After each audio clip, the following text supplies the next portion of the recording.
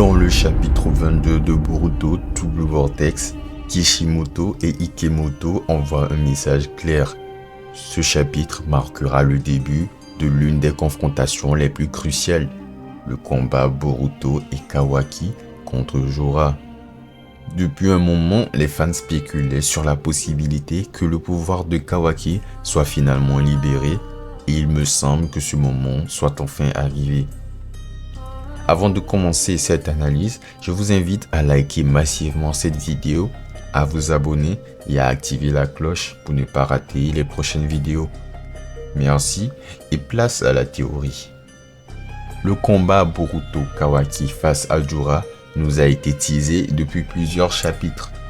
Déjà au chapitre 17, nous avons vu Boruto perturber la ligne temporelle et ce n'est que 4 chapitres plus tard que l'ampleur réelle de cette intervention est devenue claire.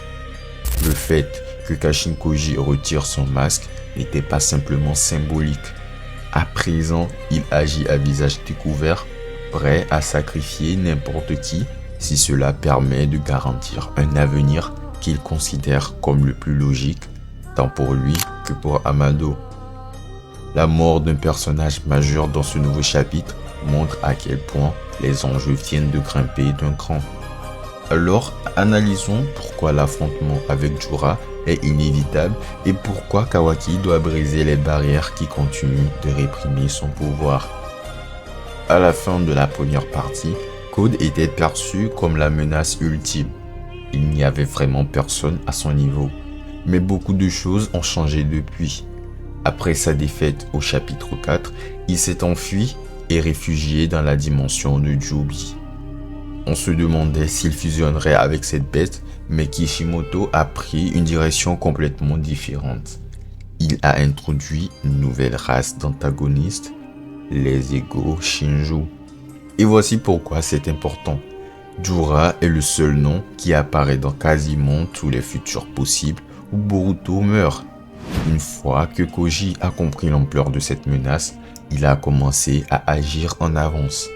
Il savait que certaines personnes pourraient débloquer des capacités uniques, comme Sarada l'a fait en éveillant son nouveau Mangekyo Sharingan.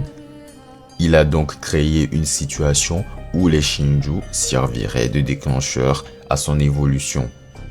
C'est pour cela que l'équipe 7 a été envoyée au village caché du sable pour pousser Sarada à sa limite absolue.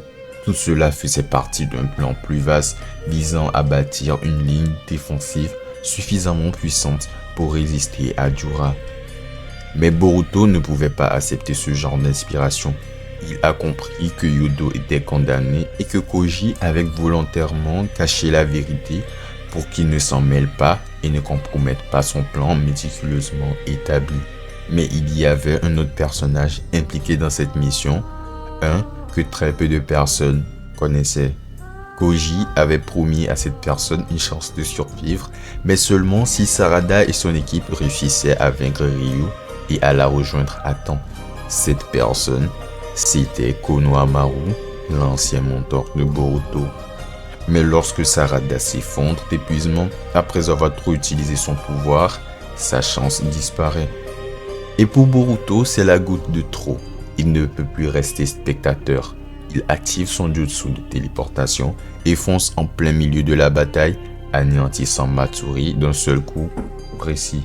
Selon Koji, ce geste unique a totalement déséquilibré le plan. Désormais, Jorah lui-même commence personnellement à traquer Boruto et dans les dernières pages du chapitre 21, cela est confirmé. Jorah dit « Tu t'es enfin montré, Boruto Otsutsuki ». Nous savons que Boruto et Kawaki parviendront à survivre. Un affrontement bien plus grand se profile dans le chapitre 1 de Boruto. Mais la vraie question est, à quel prix ? Il faut qu'un événement décisif se produise pour changer le cours du destin.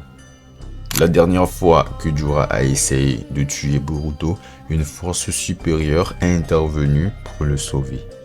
Depuis, Koji agit avec bien plus de prudence. La prochaine fois, ce miracle pourrait ne pas se reproduire. Mais il y a un détail clé que Kashin Koji a négligé. Au chapitre 16, Boruto avait dit à Kawaki qu'un limiteur avait été installé sur son pouvoir par Amado. Et Boruto est convaincu que lorsque Kawaki débloquera toute sa puissance, ils auront peut-être enfin une chance. Dans toutes les visions du futur que Kashin Koji a vues, Boruto meurt en combattant Jura, mais aucune d'entre elles n'impliquait Kawaki qui interviendrait. Ce n'est pas de la spéculation, la dernière couverture du J-Jump donne un indice énorme. Boruto tient une épée, Kawaki un bâton. Un rappel direct à leur forme dans le tout premier épisode. Cela pourrait bien être le signal que les limiteurs de Kawaki est enfin désactivé. Si c'est vraiment le cas, son pouvoir pourrait non simplement rivaliser avec celui d'Ishiki, mais peut-être même le surpasser. Cette illustration pourrait être le prologue de la bataille finale. Boruto et Kawaki, armés jusqu'aux dents, affrontant Jura. Jura n'est pas juste un combattant, c'est un tacticien. Mais si Jura leur laisse ne serait-ce qu'un court répit, cela pourrait bien être l'erreur fatale qui met fin à son jeu. Alors, qu'en pensez-vous? Lâchez vos théories et prédictions dans les commentaires. Et si cette théorie vous a plu, alors je vous invite à lâcher un like et n'oubliez pas de vous abonner pour contribuer à l'évolution de la chaîne. Sur ce, je vous dis à la prochaine. Peace.